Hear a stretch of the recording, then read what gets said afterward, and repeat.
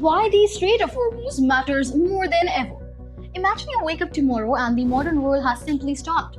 Flights are indefinitely grounded, the supermarket logistics have completely frozen.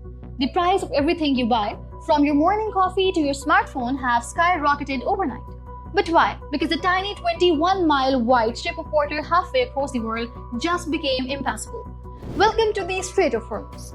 But to understand why this narrow maritime channel has the terrifying power to hold the entire global economy hostage, we have to rewind.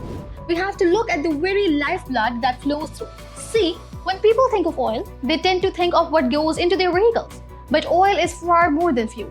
It's a geopolitical tool, a source of power, and a lever in international relations. And the reason for this is deeply embedded in how our civilization actually functions. Energy is one of the basic ingredients of life, along with water and food. But in modern life, energy has become indispensable and the entire system relies on it. From the everyday chores to communication, transportation, production, and technology, every sector depends on energy in one way or another.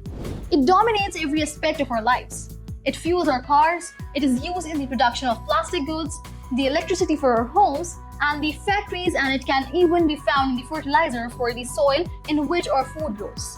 While not every country has oil, almost every country needs it. This creates dependency, and dependency is always geopolitical. So, how did we become so hopelessly addicted to black liquid pulled from the earth? We are not the first people in the history to exploit oil as a resource. Some of the earliest civilizations relied heavily on oil. Crude oil that had bubbled to the surface was used by the ancient people of the Middle East. The Babylonians, modern-day Iraqis, used oil to waterproof their boats as mortar in building construction. The Egyptians also used oil in the preparations of mummies to help preserve corpse. However, in most parts of the world, human survival depended for a long time on burning wood for warmth, for cooking, for life itself. For centuries, wood remained the world's dominant fuel. Nonetheless, it began to change in the early 18th century when the steam engine marked a turning point. Coal soon replaced wood, not by chance but by efficiency. A half-ton of coal produced 4 times as much energy as the same amount of wood, and it was cheaper and easier to distribute. Coal-powered locomotives, ships, and machines shrunk distances and transformed productivity. But coal was just a stepping stone. The oil industry, as we know it, began the mid-19th century with the discovery of world's first commercially viable oil well in the US. It came at a time when the emerging technology created new products of oil. One product, kerosene, became popular as cheap, clean fuel for lighting homes. A few years later, on 27 August 1859, America's first commercial oil well was created at Titusville, Pennsylvania, when Edward Drake, working with Pennsylvania Rock Oil Company, used a pioneering drill method that would reshape energy history. The success of the well plus a demand of kerosene triggered an oil rush and began a major new industry. By the late 19th century, kerosene refined from crude had replaced whale oil as the dominant fuel for lighting, effectively ending the whale oil era. The demand of oil really accelerated with the invention of the motor car and the electric light bulb. In 1885, German engineer Carl Benz invented the first motor car. This new vehicle on gasoline, which was a cheap byproduct of the kerosene production process, the demand for gasoline rose dramatically after Henry Ford made good his promise to create a car that any time could afford with Model T in 1908. By 1998, gasoline sales had overtaken kerosene. Oil was no longer just a lighting solution. It was now the engine of the modern mobility. As car ownership grew, so did the demand of oil to make the gasoline used as fuel. But then comes the ultimate catalyst, war. The outbreak of the First World War showed how important oil was for war or defense purposes, as it was needed for tanks, trucks, and warships. The run-up to World War I saw a naval arms race as the world superpowers updated and expanded their navies. Modern warships were converted from the coal burners to run oil, as it allowed them to move faster and stay at sea for longer. Here is the catch. Oil was one of the few resources the British Empire did not produce, and access to the Middle Eastern oil became a strategic priority. Rival nations also rushed to secure their own sources of oil. The 1901 Spindletop discovery in Texas discovered a boom, with more than 1,500 companies formed within a year. By 1909, the US was producing more oil than the rest of the world combined. Now, we enter the era of true global power plays. Because oil is unique in the sense that it is essential, globally tradable, and unevenly distributed. The literature indicates that the critical importance of energy also makes it a tool for peace and conflict. Over time, it has gradually evolved into means of geopolitical influence and control. After the Second World War, post-war leaders reckoned that oil was an important commodity as the control of this precious source had been a key factor in their victory. Even during the war, the leaders of Allied powers, especially US President Franklin Roosevelt and the British Prime Minister Winston Churchill, had been eyeing the growing oil reserves of the Middle East. In August 8, 1944, the Anglo-American Petroleum Agreement was signed, dividing the Middle East oil between the US and UK. Speaking on this occasion, Roosevelt said, "Persian oil is yours. We share the oil of Iraq and Kuwait. As for Saudi Arabia oil, it's yours."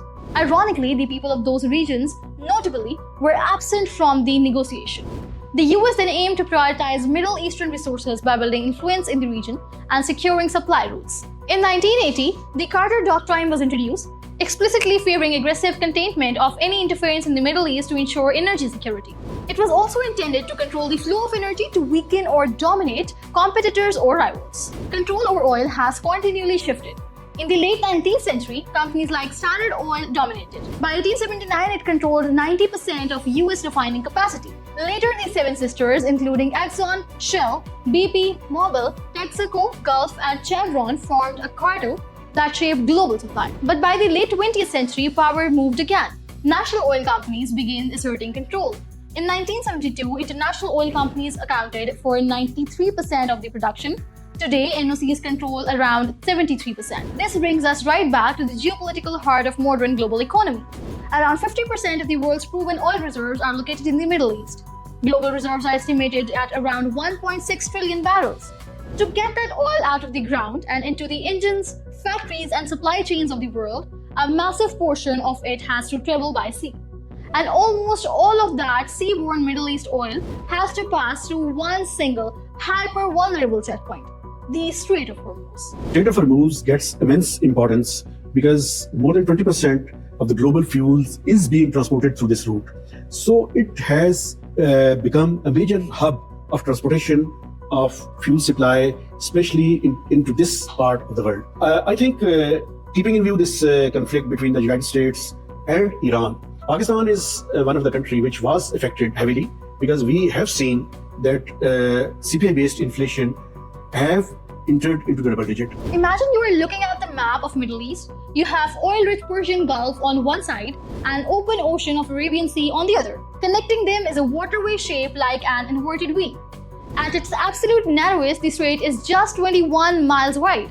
But the actual shipping lanes, the deep water channels where massive supertankers can safely navigate. They are 2 miles wide in each direction, separated by a 2-mile buffer zone. It can incredibly tight squeeze. Every single day, roughly 20% to 30% of the world's total oil consumption floats through this tiny gap. It is the jugular vein of global capitalism. Why does this matter? Because of who sits on its shores. To the south, you have Oman and UAE, but to the north, stretching along with the entire length of the strait, is Iran. And Iran knows exactly how much power this geography grants them. If tensions flare, if a war breaks out, or if sanctions bite too hard, the threat is always the same: blocking the Strait of Hormuz. It is very important to restore this route in order to ensure smooth and affordable rates supply of the both petroleum as well as the gas supply. Its restoration of the blockade as well as the energy infrastructure which was damaged must be restored in order to ensure smooth supply. You don't even need massive warships to do it. A coordinated swarm of fast attack boats, naval mines, or anti-ship missiles stationed along the rocky northern coastline could paralyze global shipping in a matter of hours. What happens if the strait closes? It's not just that our local gas prices go up. Our entire modern system unravels. Sea transportation, cars, trucks, ships, and planes historically drove demand for oil, fueling decades of growth. Yet in the recent years, the growth has slowed. The real engine of rising consumption today lies elsewhere, in the petrochemical industry. Oil is no longer just fuel, it is material. From the plastic casing of the smartphone to the sterile packaging of medical equipment, crude oil underpins the production of countless everyday items. Hospitals rely on oil-delivered products such as IV bags and syringes. Food system depends on the plastic packaging that extends the shelf life and enables global distribution. Agriculture, too, is inseparable from oil. Modern farming depends on petroleum not only to power the machinery like the tractors and harvesters, but also to produce synthetic fertilizers and pesticides. In the very real sense, global food security is tied to the fossil fuel. Infrastructure tells a similar story. Asphalt, the substance that binds together millions of miles of roads worldwide, it is a direct byproduct of crude oil refining. Without it, the physical framework of modern transport would begin to unravel. And then, there are invisible systems, the global supply chains that sustain contemporary life. Goods ordered online travel across the oceans on ships powered by bunker fuel and arrive via cargo planes running on jet fuel. Every link in the chain reinforces the same reality. Oil is not optional, it is systematic. That is why the Strait of Hormuz is the ultimate geopolitical tripwire. The post-war period saw a shift in power. In 1960, Venezuela, Saudi Arabia, Kuwait, Iraq, and Iran formed the Organization of Petroleum Exporting Countries to control production and pricing. The 1973 oil embargo, triggered by geopolitical conflict, caused price to nearly quadruple, plunging the economies into crisis. This embargo revealed the ability of energy to influence the global economic and political decisions. Oil had become not just fuel but leverage. This is why the sanctions against oil-producing countries have been an important tool in the US foreign policy. The country has put sanctions on major oil producers like Iran and Venezuela in order to reduce their influence in the global market. The current conflict between Iran and the US and Israel, as well as the capture of Venezuela, are also centered on energy alongside the other goals. When the tensions rise in these regions, the Strait of Hormuz becomes the absolute front line. The US believes that choking the China's oil supply, as 54% comes from the region, will have negative consequences for the China's society, energy, and industrial sectors. Moreover, by destabilizing the Gulf region, they plan to undermine Chinese investment and trade there. Even the US shale revolution, which saw US oil production increase from 5.8 million barrels per day in 2000 to 13.2 million barrels per day in 2024, is lied to this. This energy independence has significantly increased its geopolitical maneuverability. But even with the US producing its own oil, a blockage in the Strait of Hormuz would send global prices skyrocketing, crushing markets worldwide. In the end, the story of oil and the terrifying vulnerability of Strait of Hormuz is not just about fuel. It is about power, who controls it, who profits from it, and who pays the price for it. For more than a century, oil has powered economies, transformed warfare, enriched nations, and shaped the global order in ways few other resources ever had. Now, as the world stands at the crossroads of energy transition and climate crisis, oil remains both indispensable and deeply consistent. Its grip may weaken in the decades ahead, but its legacy will endure. Because to understand the rise of modern world, one must understand oil, the resource that did not merely move machines, but moved history itself. And as long as that history forced to flow through a 21-mile gap in the Middle East, our global economy will always remain just one geopolitical conflict away from a total standstill.